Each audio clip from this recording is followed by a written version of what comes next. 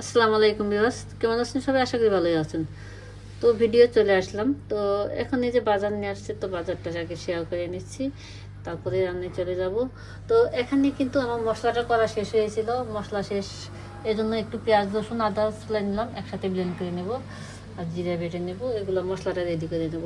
তো আমি কিন্তু 2 দিন থেকে 3 দিনের মশলাটা রেডি করে রাখি, আর বেশি রেডি করে রাখি না। বেশি দিন মশলা থাকলে কিন্তু ভালো লাগে না মশলাটা। তো এখন চলে আসি, কাঁচা বাজার কিনে আসছে, তো আপনাদের সাথে শেয়ার করি। তো এখানে এই যে ফুলকপি নিয়ে আসছে, এখন তো ফুলকপির সিজন, তো ফুলকপি প্রতিদিনই থেকেই যাবে তো সবজি।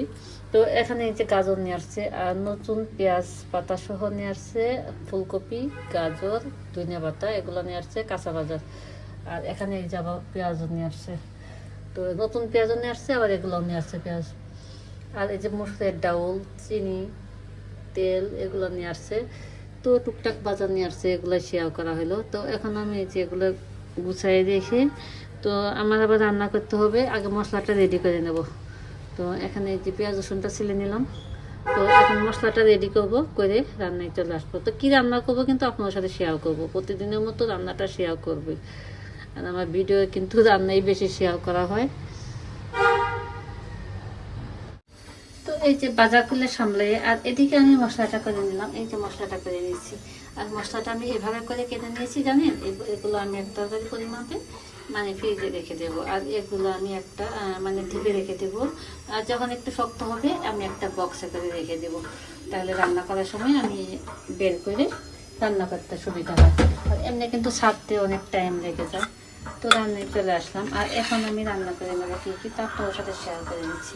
তো এখানে আমি যে শিং মাছ রান্না করার জন্য রেডি করে নিয়েছি, শিং মাছ রান্না করব। আর এখানে নিয়ে নিয়েছি আমি কপি, এখানে কিন্তু কপির সিজন, যে কপি এনেছিল বললাম না, এই জন্য কপি ভাজিটা করে নেব। আলু, কপি, গাজর, পেঁয়াজ পাতা দিয়ে এটা একটা ভাজি করে নেব। আর এখানে আমি যে চিকেন বের করে নিয়েছি, চিকেন রান্না করবো।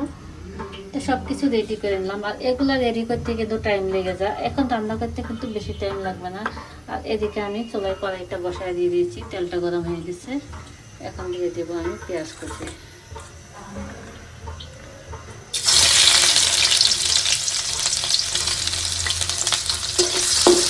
পেঁয়াজটা দিয়ে দিচ্ছি, একটু পেঁয়াজটা ভাজা হবে, আমি এদিকে মশলাটা রেডি করে নিচ্ছি।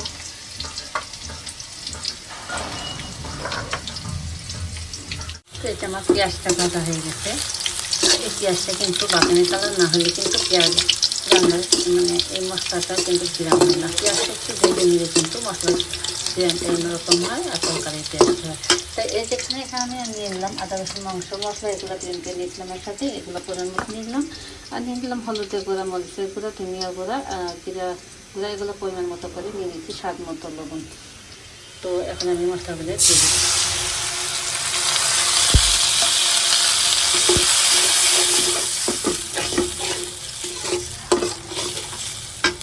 মশলাগুলো আমি কষাই নেব।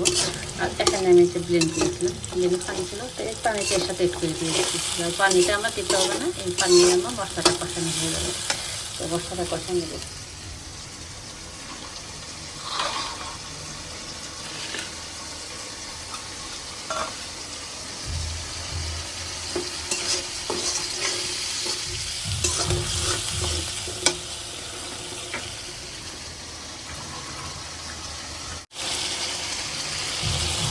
মশলাটা কষাই কিন্তু মাংসটা দিয়ে দিলাম।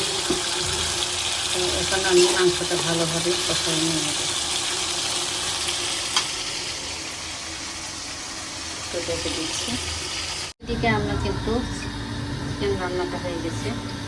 তো এগুলো কিন্তু আমি রান্না করে একবারে বাটিতে ঢেলে নিচ্ছি।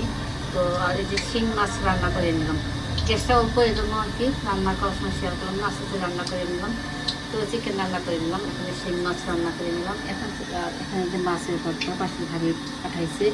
আর এখানে এই সবজিটা ভাজি করে নেব। এখন সবজিটা হলেই আমার রান্নাটা শেষ, ভাতটা কিন্তু হয়ে গেছে। ভাতটা আগে রান্না করে নিচ্ছি, এখন থেকে সবজিটা ভাজি করে নেব।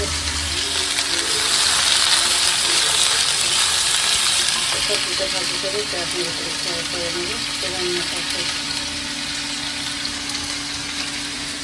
তো সবজি রান্না করে ভাতটা হয়ে গেছে, তো সবজিতে রান্না করলে আমার কিন্তু রান্নাটা হয়ে যায়। আর দিয়েছি শিং মাছের ঝোল, তো শিং মাছ ঝোল করে নিয়েছি। আর এখানে কপি ভাজিটা করে নিলাম, আর চিকেন রান্না করে নিয়েছি, ভাতটা রান্না হয়ে গেছে।